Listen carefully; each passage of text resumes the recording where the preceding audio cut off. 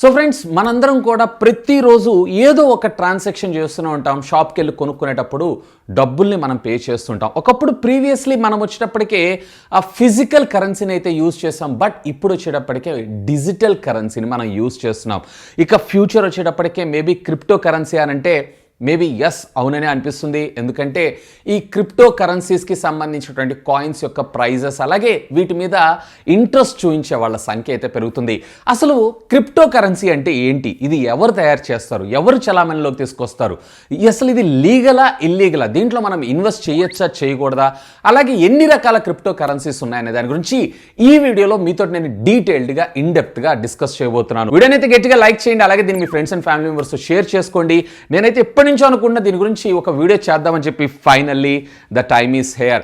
Hi, this is Vasu again signing in. Welcome to my channel Vasu tech vlogs.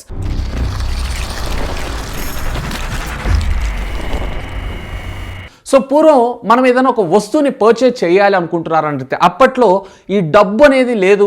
అప్పట్లో వస్తువు మార్పిడి చేసుకునే వాళ్ళం. ఫర్ ఎగ్జాంపుల్ సాల్ట్కి లేదు అన్నట్లయితే కనుక కాఫీ బీన్స్కి అండ్ అఫ్ కోర్స్ గవ్వలు. అంటే ఈ ట్రాన్సాక్షన్లో మనం ఇన్ని గవ్వలు వాళ్ళకి ఇస్తే వాళ్ళు మనకు కావాల్సినటువంటి ప్రోడక్ట్స్ కావచ్చు, లేదా ఆకుకూరలు కావచ్చు, లేదా బియ్యం కావచ్చు, ఇలాంటివన్నీ మనం ఇన్ ఎక్స్చేంజ్లో మనం తీసుకుంటున్నాం. ఈ ప్రొసీజర్ మొత్తాన్ని మనం ట్రేడ్ అని అంటాము.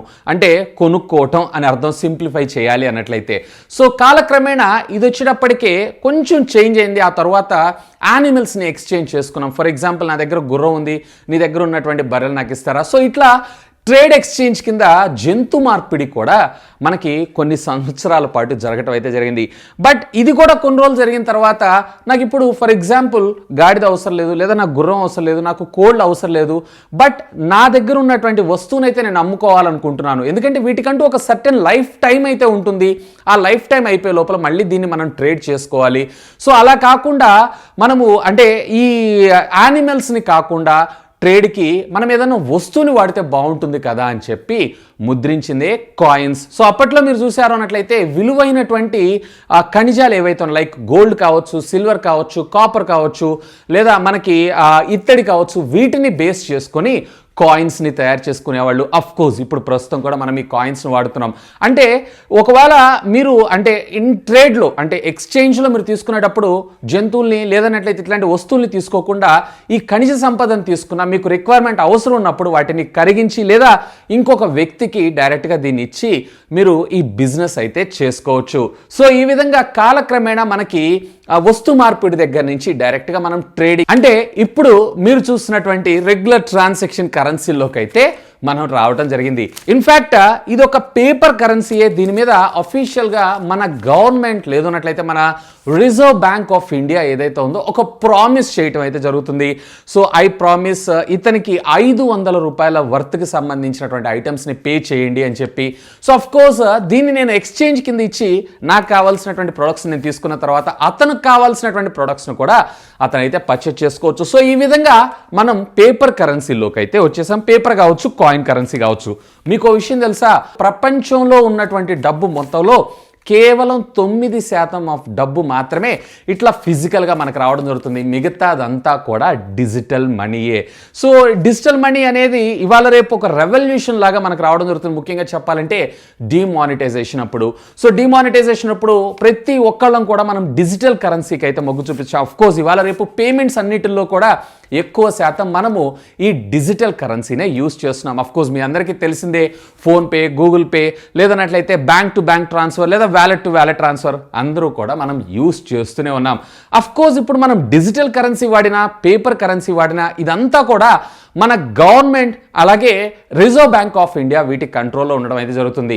సో ఎప్పుడైనా ఎక్కడైనా కానీ దీనికి సంబంధించినటువంటి ట్రాన్సాక్షన్స్ అంటే చెల్లుబాట్లు ఏవైతే ఉన్నాయో వాటిని అఫీషియల్గా క్యాన్సిల్ చేసేటువంటి హక్కు కూడా ఈ సంస్థలకు ఉన్నాయని మీకు నేను స్పెషల్గా చెప్పాల్సిన అవసరం అయితే లేదు. సో ఇలాంటి కాకుండా అంటే దొంగతనం చేయలేనటువంటిది and at the same time ఎవరు దాన్ని హ్యాక్ చేయలేనటువంటిది, అలాగే ఏ యొక్క గవర్నమెంట్ లేదన్నట్లయితే ఏదైనా ఒక సంస్థ నియంత్రణలో లేకుండా ఉండేటువంటి ఒక కరెన్సీని మన ముందుకు తీసుకొని రావాలి అన్న ఉద్దేశంతో మన ముందుకి మొట్టమొదటిసారిగా 2008లో ఈ క్రిప్టో కరెన్సీని ఇంట్రడ్యూస్ చేయడం జరిగింది. సో ప్రస్తుతం ఇక్కడ మీకు క్రిప్టో కరెన్సీ అనగానే కేవలం బిట్ కాయిన్ ఒకటే కాదు, షెబ్ అని, డాజీ అని, ఇట్లా రకరకాల కాయిన్స్ అయితే ఉండడం జరుగుతుంది. ఓవరాల్గా సుమారుగా 75 ఇండివిజువల్ రకరకాల కాయిన్స్ అయితే మనం ఈ క్రిప్టో కరెన్సీ రూపంలో చూడొచ్చు. అసలు ఈ క్రిప్టో కరెన్సీ అనేది ఎలా పనిచేస్తుంది ఏంటి అనే దాని గురించి మనం చూద్దాం.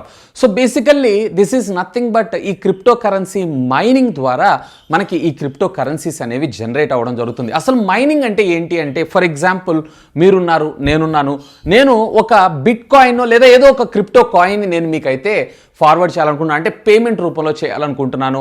సో నేను ఎప్పుడైతే పేమెంట్ చేయాలనుకుంటున్నానో ఆటోమేటిక్గా నా దగ్గర నుంచి మీ దాకా ఈ క్రిప్టోకి సంబంధించినటువంటి డేటా రిసీవ్ చేసుకోవడం కోసం, అంటే ట్రాన్స్ఫర్ లేదా రిసీవ్ చేసుకోవడం కోసం ఇన్ బిట్వీన్ మధ్యలో ఒక కంప్యూటర్ని వాడటం అయితే జరుగుతుంది. సో ఇదంతా కూడా ఒక బ్లాక్ చైన్ టెక్నాలజీ రూపంలో మనకు వర్క్ అవ్వడం జరుగుతుంది. బేసికల్లీ బ్లాక్ చైన్ అంటే ఏంటి అనే విషయానికి వచ్చారు అన్నట్టయితే కన్ఫ్యూజ్ అవ్వకండి.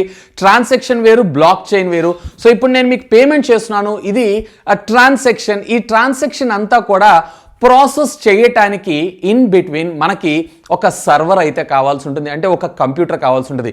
సో అక్కడే మనకి మైనర్స్ అనేవి వర్క్ చేస్తూ ఉంటారు. సో వీళ్ళకి ఎక్కడి నుంచి ఇస్తున్నారు, అసలు ఈ మైనింగ్ ఎక్కడి నుంచి జరుగుతుంది అని అంటే, ఈ క్రిప్టో కరెన్సీని ఎవరైతే తయారు చేశారో వాళ్ళు వీళ్ళకి గాను, అంటే ఈ వర్క్ చేసినందుకు గాను, ఈ కంప్యూటర్ని పెట్టి ఇదంతా ప్రాసెస్ చేసినందుకు గాను వీళ్ళకి కొన్ని కరెన్సీ కాయిన్స్ ఏవైతే ఉన్నాయో పే చేయడం జరుగుతుంది.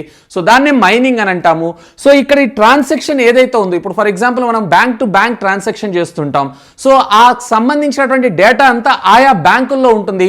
అఫ్ కోర్స్ దాన్ని హ్యాకర్స్ కానీ లేదా బ్యాంకర్స్ కానీ బై మిస్టేక్ గానో లేదా ఏదైనా పొరపాటు వల్లనో లేదన్నట్లయితే కావాలని కూడా ఆ ట్రాన్సాక్షన్స్ని గైబ్ చేసేటువంటి అవకాశం ఉంది. కానీ ఇక్కడ క్రిప్టో కరెన్సీలో ఉన్నటువంటి బ్లాక్ చైన్ టెక్నాలజీ వల్ల కేవలం మీకు నాకుయే కాదు, క్రిప్టో కరెన్సీ యూజర్స్ ఎవరైతే ఉన్నారో వాళ్ళందరికీ కూడా ఈ డేటా అనేది స్ప్రెడ్ అవ్వడం జరుగుతుంది.